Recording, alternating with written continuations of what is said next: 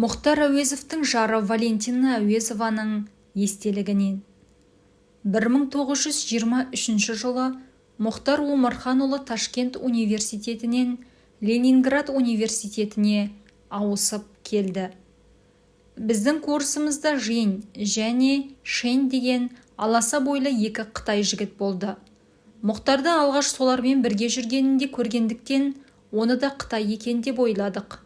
Бірде ол араб харпімен басылған газет оқып отырды. Мұны байқаған көршілерінің біреуі, Қытай тілінде жазылған газет пе деп сұрады.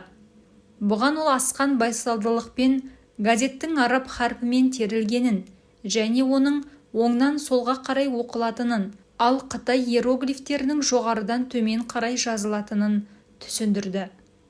Профессор Сергей Обнорский ежелгі орыс тілі пәнінен дәріс өткізіп жатқанда, Мұхтар Омарханұлы үлгілі студент ретінде алдыңғы қатарда, біз кейінгі қатарларға жайғасуға тырысатынбыз. Сол күні экономика бөлімінде оқитын құрбым Нина Малофева менімен бірге біздің лекциямызға қатысып отыр еді. Бәріне себепкер болған да сол. Тұйық мінезді болып көрінген Мұхтар Омарханұлына көзі түсті де, мына жігіт қандай хат жазса да жауап бермейді, сендерге пысқырып та қарамайды деді бізді желіктіріп. Мен ұзақ ойланбастан ойыма келген бірдеңені қағазға сүйкей салып, хаттың кімге арналғанын көрсетіп, алдымдағыларға бере қойдым. Қас қылғандай бұл хатты Мұхтар профессордың столына қойғанда зәреміздің ұшқан-ай. Оқытушыларға сұрақты жазбаша қою дәстүрі бар еді. Мұхтар сондай сауалдардың бірі деп ойласа керек. Бұл сіздің өзіңізге, сізге деп артқы жақтан жамыраса сыбырладық. Әйтеуір түсінді де, кешіріңіз профессор, бұл маған екен, деп хатты қайтарып алды. Оқып шықты да бірден жауап жазып жіберді. Хаттың бас жағы есімде қалмапты.